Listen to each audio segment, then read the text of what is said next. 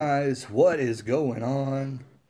I'm trying to get this at a good thing, but I'm still like, let me raise this up a little bit. Whoa! There we go. A little bit higher. There we go. I got a new stand for my phone. Sort of stand. Let me try it the other way. Maybe that'll be better. I can't see. It's kind of a new thing for me. Here we go. There we go. I love this. If you want to know what this is, it's a card holder that I got from Dollar Tree last night. It's really, really cool. And if you flip it upside down from what it's intended use for, you can use it for a phone stand. It's kind of cool. I've been trying to find something that would work, and it worked. So here I am live on the Breakdown channel. It's been a while. I did upload a State of Wrestling video like I think a couple weeks ago, a week ago. I can't even remember when I updated it. But I just got on the phone and I just uploaded the video instead of putting it on the Brad Tragic channel, which I have been putting it on. Is there some of my glasses? I think there's some of my glasses. Let me check this. All right. But let's get into it. WWE Elimination Chamber is coming up this Sunday on pay-per-view on the WWE Network. I think you can still order it on pay-per-view. I'm pretty sure. Um, I don't know why you'd spend like $50 or what is it, like $40 almost, like on a pay-per-view. Why wouldn't you just not get the network? That doesn't make any sense. But anyway, some people are stupid. Uh, anyway, um, yeah, so I decided to go live. I think this will still save it to the channel. So, of course, I'm long-winded when it comes to pro wrestling. So that's why it's better to go live and do this way. Hopefully, it works pretty good. I heard that there has been problems, but it's probably just for people going super long. I don't go that long. Like I'll probably talk for 20 minutes or something. That's probably about the lengthiest that I will get. But anyways, let's talk about the Elimination Chamber coming up this Sunday. The Elimination Chamber is going to be featuring Roman Reigns, Braun Strowman, Seth Rollins, The Miz, Elias. Sorry, you couldn't see that finger. Elias, Finn Balor, and did I miss somebody? Okay, got Seth Roman. Let's list the baby faces first. Seth Roman, Finn Balor, and then Braun, which he's like a tweener right now. I think they're trying to figure out what they want to do with him. And then you have The Miz, Elias. Oh, and then John Cena. He's not a heel, but John Cena. So seven guys this time, and I think they already said on Raw that there's going to be three people starting, and then the chamber pods. I kind of thought this is the way if they continue to do it this way. Um, I think that next year, if they want, like, see, here's the thing. I don't think there's a problem with there being more than six people. That's not a problem. I don't think. What they need to do is make it a big deal if you get into the pods, because then it's randomized and then you don't know when you're going to come out. That's what they should do. Play that up instead of having that we know Elias is going to be last. That's stupid. Um, uh, and knowing somebody's in the first, that doesn't matter. They should be fighting to try and get into the pods. That's what they should be fighting for, so that they can be randomized at the end once a few minutes pass. Because what they should do is for however many minutes it takes, like let's say every 5 minutes, somebody is supposed to enter the match. I don't know what the time limit is. Um, it may be 10 minutes. I don't really know. But anyways, whatever the minute interval is, you add up the people that start the match. That's how many minutes. So let's say if it's 5 minutes per person, there's two people to start the match.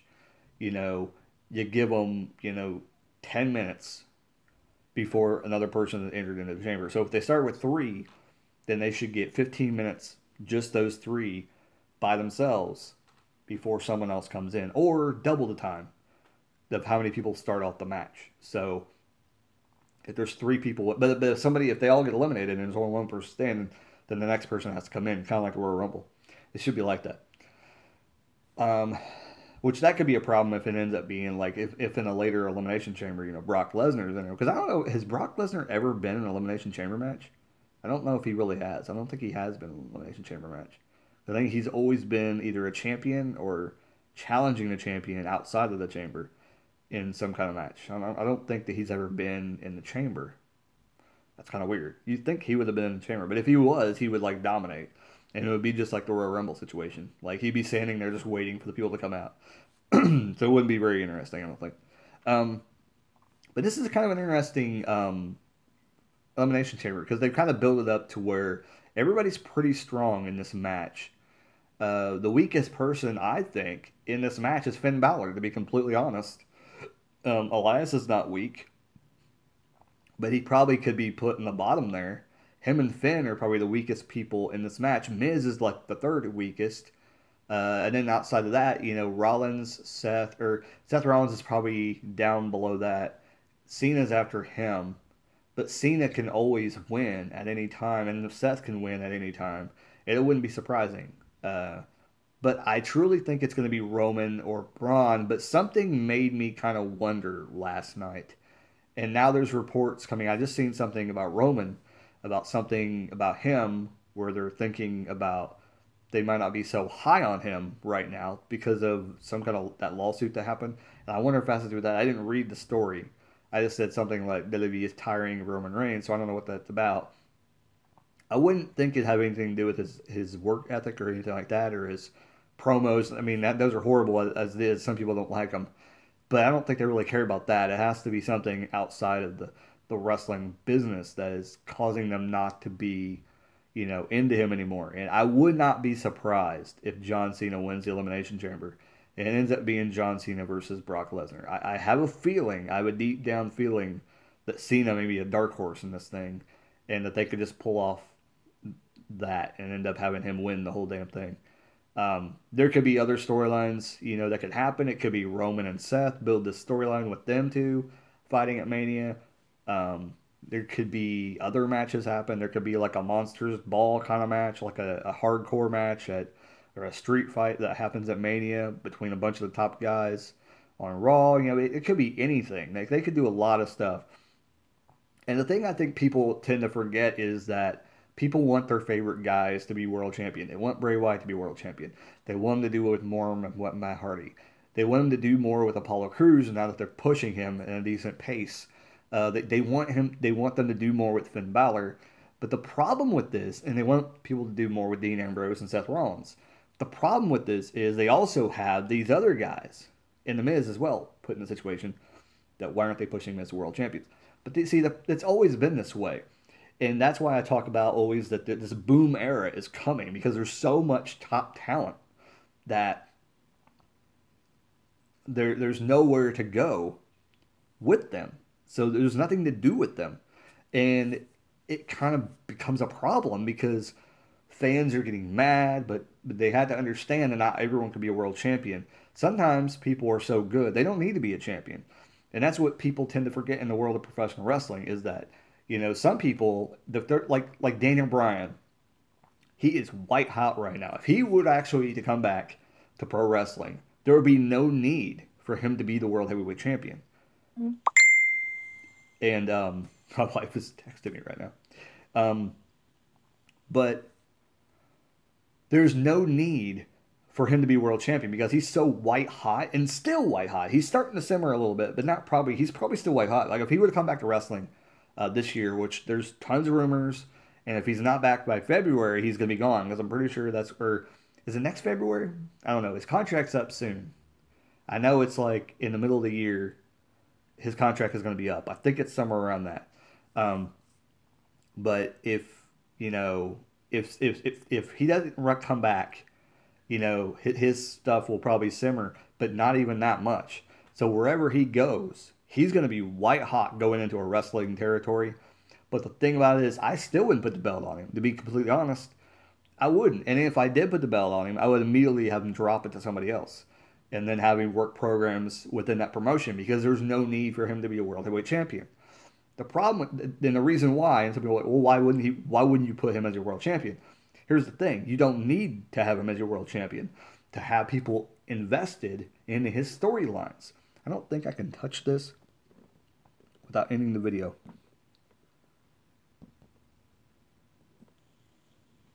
Okay. I never did that before. Hey, it worked. I'm still on here. Yay. Anyways, uh, um, so there's no need for him because they'll be invested in any storylines that you put him in because you're a Daniel Bryan fan. You're white hot. You know that he's talented. Yeah, you're white hot for Daniel Bryan. That's what it is. So that's why WWE, like, if they even brought him back, they probably wouldn't put the belt on him. I wouldn't put the belt on him because there's no need. You could put the belt on guys like AJ Styles, Samoa Joe, Baron Corbin. You don't need to put it on Daniel Bryan. You could have him feud the champion and chase the belt, and it would be intriguing, and people would enjoy that. But there's no need to do it. So that's why it's like, even if we brought back Daniel Bryan, there would be no need because he's so over.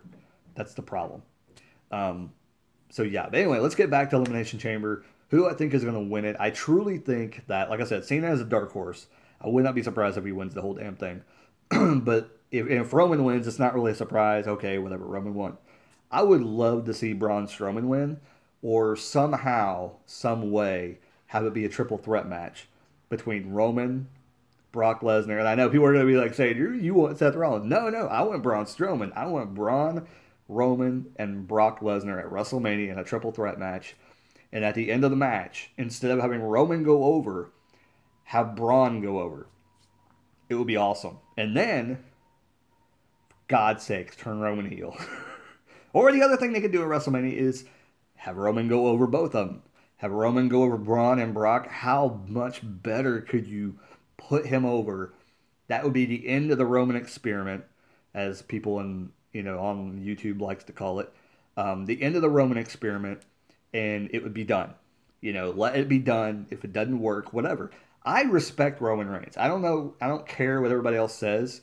He's good at certain things. He needs to work on certain things, but I think as years go by, he'll get better. And I think he's improved greatly from a couple years ago. So I do give him that credit. The women's Elimination Chamber, I have no idea what's going to win. A lot of people think Sasha and Bailey are going to, one of those is going to win the title. I don't see that happening. I think, Steven Larson, I think, have it right.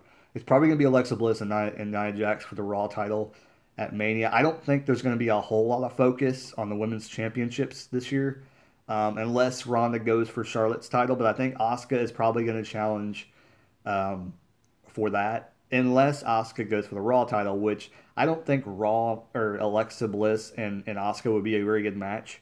So I think it will be Asuka versus Charlotte, which will be a really, really good women's title match. And then you have Alexa Bliss versus Nia Jax, would be kind of like the more undercard kind of women's title match. That could probably go on either on the pre-show or somewhere lower on the card, opening match maybe or something like that.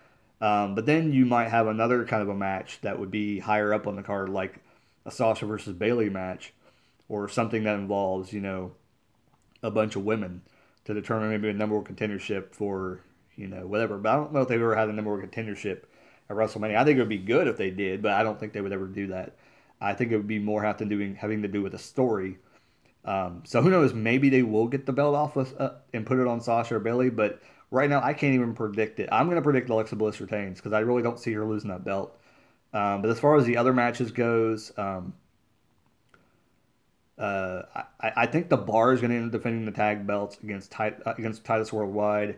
They may win the belts. Who knows? And I'm going to predict that. I'm going to predict Titus Worldwide is going to get the tag straps at Elimination Chamber. I think that's going to happen. I think whatever's going to happen with Sheamus and Cesaro, it has to happen now. If it doesn't happen, then they're going into WrestleMania as the tag champs, and they're going to defend the titles. The next thing I can see is the Intercontinental Championship is not defended at Elimination Chamber. What else is the matches on the Elimination Chamber? Oh, Matt Hardy and Bray Hardy, or Bray Wyatt and Matt Hardy. This will already be on the pre-show, and unless they do some footage stuff, it'll be probably the opening thing. I mean, I would assume Matt Hardy would go over here. Bray's been beating him left and right and hasn't really gotten any ground on Bray Wyatt, so I assume Matt Hardy has to win here. So I'm gonna pick Matt Hardy. What was the other matches? Tag title, women's title, cruiserweight championships. I don't know if it's gonna be. No, it's not. It's not even anything. There may be a cruiserweight match on there though. They'll probably just throw a random match on there. Hopefully they put a good match on there though. Maybe they'll put a qualifying match on there, or the first round match of the next thing. Which I don't know who would that be. Would that be who would it be? Who are the first two matches? It wouldn't be Roderick Strong. It would be I can't remember. They might throw like one of the first round matches on Elimination Chamber match or Elimination Chamber pay-per-view. I don't know what all the matches is going to be. I assume the world title match is going to be decently long. I assume the women's match is going to be decently as well. I mean, 30 minutes apiece, and that still leaves you with a couple hours to go. I'm trying to think what other matches were going to happen. Oh, Asuka and Nia Jax. I don't think Nia Jax is going to win. The only thing I could see them doing is having her win by countout. That's the only thing I could say. And that somehow she gets in the Mania match. But other than that, I don't really know what else is going to happen in Elimination Chamber. My prediction would be a lot of things. There's probably going to be some more matches added to the pay-per-view that we won't know about until the day of the pay-per-view. So who knows? I don't know, but Mania plans, I'll do my Road to WrestleMania pay-per-view thing soon. Road to WrestleMania plans that I think they should do soon. I need to do it soon because if not, then whatever. I'll probably do it before Sunday, so it kind of gets. I kind of told you my plans already. What I think should happen with the world title scene, but some of the other plans are kind of starting to kind of become, come into fruition right now. So hopefully the Mixed Match Challenge, maybe that'll happen at WrestleMania. Maybe that's some of the reason why they kind of know how that's going to work out. Maybe that's going to culminate at WrestleMania. You never know. Or maybe that'll be at Fastlane or something. Or is it going to happen on Raw maybe? We'll see what happens with that. I wouldn't think they'd do the finals on Facebook though. They'll probably air it on Facebook or post it on Facebook. But I would assume the payoff would be, on the WWE Network probably. I wouldn't think it would end on Facebook. That'd be kind of weird. But yeah, Elimination Chamber looks like it's going to be a pretty good pay-per-view. I can't think of any other matches. Is there a match? I know I'm missing a match. I can't remember what other match it was. What was the other match? Well, I'm missing a match somewhere. I don't know. But I think this will be a strong thing. I kind of wish Apollo Crews would have made the Elimination Chamber and Miz, defending his IC title at Elimination Chamber. I kind of wish that would have happened. I really don't know. I kind of hope more people come up from NXT. I kind of hope Sanity shows up at some point. I don't know. Like, the thing that I would love to happen, and I'm just throwing this out there because I just thought about it. If Sanity came up and they were going to turn the bar kind of face, and Sanity attacks the bar and costs them the tag belts, that'd be interesting. And then you have, Titus Worldwide going out, and that leads Sanity to feud with the bar. If Sheamus is not injured. Or we could just have the titles be dropped, and then they just say Sheamus is injured the next night on Raw, and get ready for the program for WrestleMania. But it'd be interesting if Sanity came in, interfered, or either Authors of Pain as well. Could be a catalyst. And then they have a big, I kind of hope there is like a big, like Raw tag team thing. Like, I didn't like it because they did it like 2 years in a row. And I'm like, dude, come on. They did it 2 or 3 years in a row, I think. But this year, I think we're due for that because we kind of need like a big match showcasing the tag team divisions on Raw because they need their time to shine, especially Revival. But SmackDown may get that this year as well. I think they both should have some kind of match like that and have every tag team in it and give everybody an opportunity to go for the tag belt. Maybe have like an elimination match or something like that. Brazongo, Ascension, all these people are in the match. Be interesting. I would like to see that. I think when it kind of teased the Ascension getting kind of farther in the tag tournament or getting a shot at the tag belts, I think that was kind of cool. They ended up being, I think, in the finals against Usos. I think that was really good. I enjoyed that. I think that's how it happened. They got to the end. I know that. Pretty far. And I was excited. I was like, oh my God, they're finally pushing the Ascension. I should have known. Should have known better. They'll never push the Ascension. Anyways, I don't have anything else to say. I know my wife is going to be walking through that door in about probably 5 minutes or a little bit more than that. So I'm going to get off here. Probably going to go eat lunch before I go to bed. Got work tonight. But I want to shoot this video. Hope you guys enjoyed the video. I got to shoot one for the Brad Traeger channel now. So if you guys enjoyed the video about Elimination Chamber, tell me your thoughts about what I said about the Elimination Chamber. If I missed the match, tell me I'm stupid and tell me the match that I missed. And I'm sure the babyface is going to win. And as always, like, comment, subscribe, and keep rocking. How do I end this thing? That's my thing. I gotta figure this out. How do you end it? Do I just hit the X? Guess we'll find out. Keep rocking.